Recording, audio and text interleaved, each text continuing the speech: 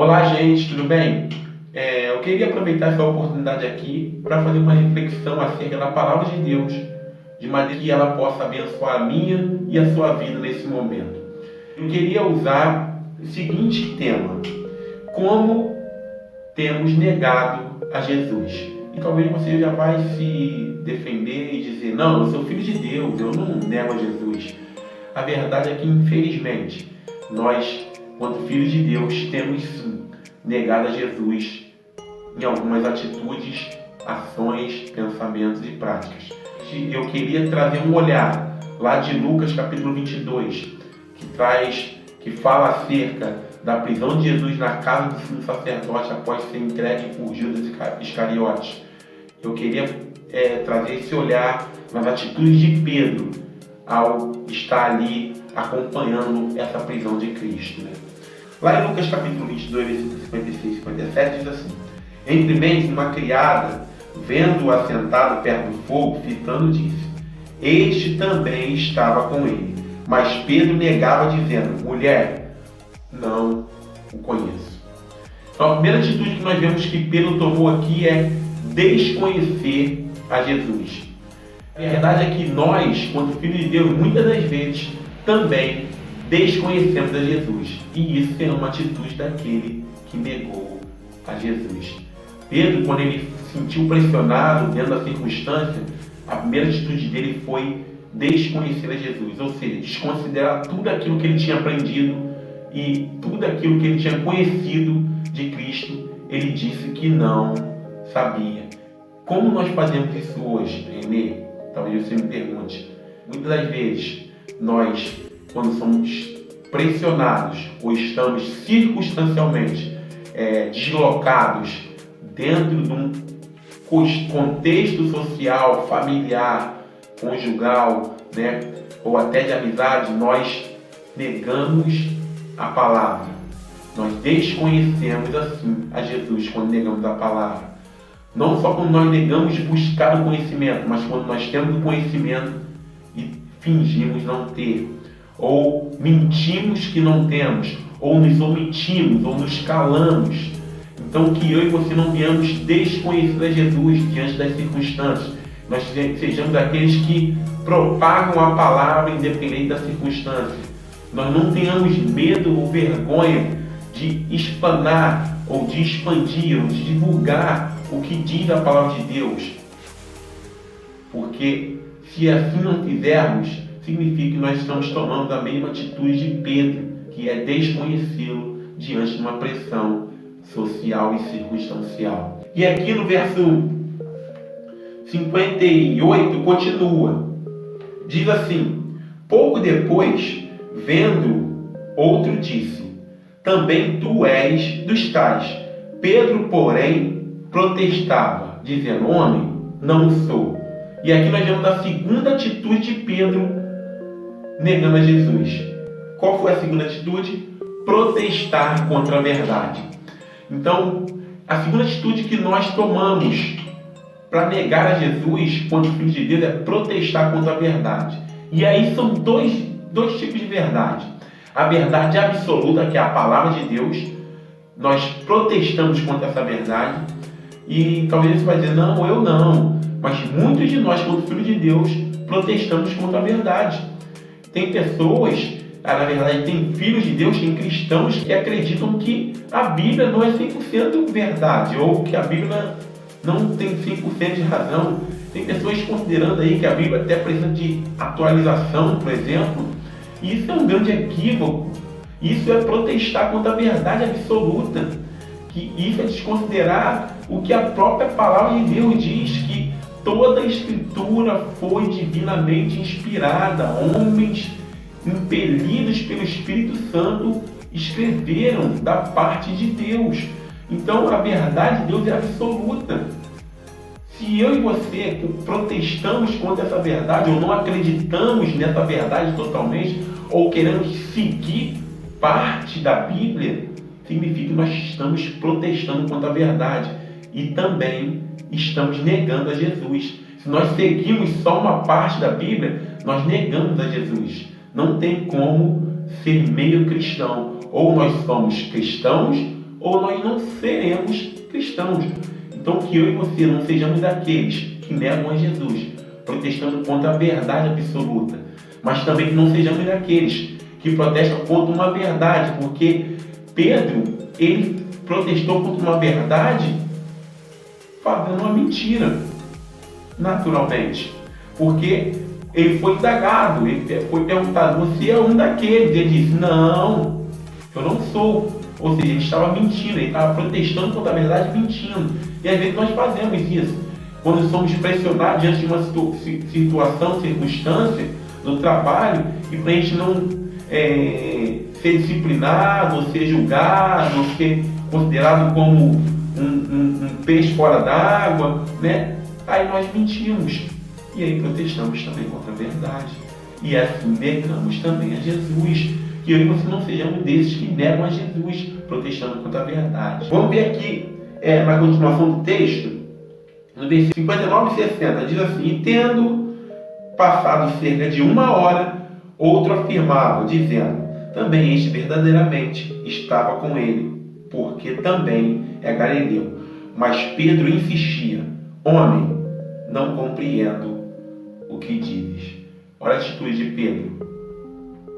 Ele dizia: homem, não compreendo o que dizes. Então a terceira atitude que Pedro tomou aqui para negar Jesus é fingir que não estava compreendendo. Isso aqui é muito perigoso, meu irmão, minha irmã, porque nós, quanto filhos de Deus, não podemos fingir que não estamos compreendendo as coisas que estão acontecendo quando nós sabemos o porquê. Porque fingir que não compreende é também negar a Jesus. Então, eu e você precisamos parar de fingir que não compreendemos o porquê da nossa família não está da maneira que Deus espera que ela esteja. Se quando na verdade nós sabemos. E como é que eu sei? Às vezes nós estamos pedindo a libertação, a transformação, a edificação, a reestruturação, a restauração, a edificação da nossa família, mas na verdade nós não oramos por aquilo, nós não estamos vivenciando, na verdade, tendo uma vivência cristã de maneira que a nossa família veja Cristo representado nas nossas práticas, e aí nós fingimos que não sabemos o porquê que Deus não age na nossa família.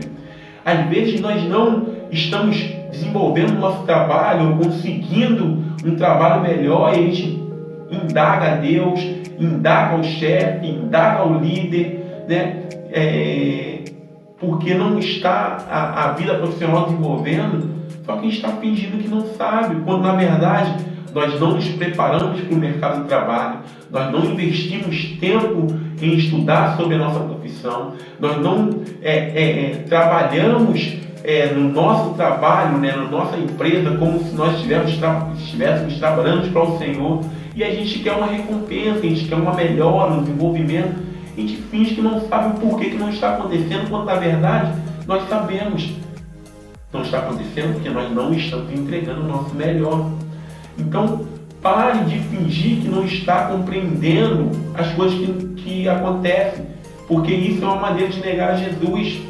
Vou falar um pouquinho mais, vamos um pouquinho mais além. Às vezes nós queremos galgar passos dentro do ministério, dentro da casa de Deus, né? Até mesmo espiritualmente, em intimidade com Deus. Só que a gente não quer ler mais a palavra de Deus, não quer passar mais tempo de oração com Deus, não quer desenvolver uma vida a sós com Deus, não quer trabalhar ou se prontificar na casa de Deus, e a gente quer que Deus ele age a nosso favor, que os líderes ajam em nosso favor, e a gente finge que não sabe por que nós não fomos chamados para o ministério, ou chamados para uma profundidade maior com Cristo, quando na verdade nós sabemos que é porque falta entrega, falta santidade, falta busca, e a gente fica fingindo que não compreende. E isso também é uma atitude daqueles que negam a Jesus.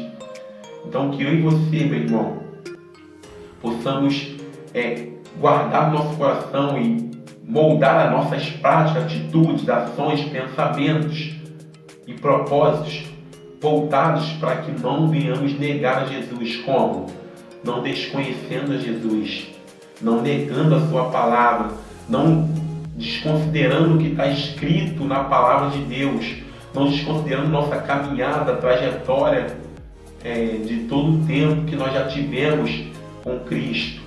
Nós não desconhecemos, não venhamos desconhecer a Jesus, nós não venhamos, além de desconhecer a Jesus, nós não venhamos protestar contra a verdade absoluta, nós venhamos ter como parâmetro principal, fundamental e basilar a palavra de Deus, que livros paralelos sirvam de auxílio, comentários bíblicos sirvam de auxílio, que orientações, aconselhamentos sirvam de auxílio, mas que a nossa fonte primária seja a palavra de Deus, associada à revelação do nosso Divino Espírito Santo, e que a gente não proteste contra a verdade, que a verdade já está escrita.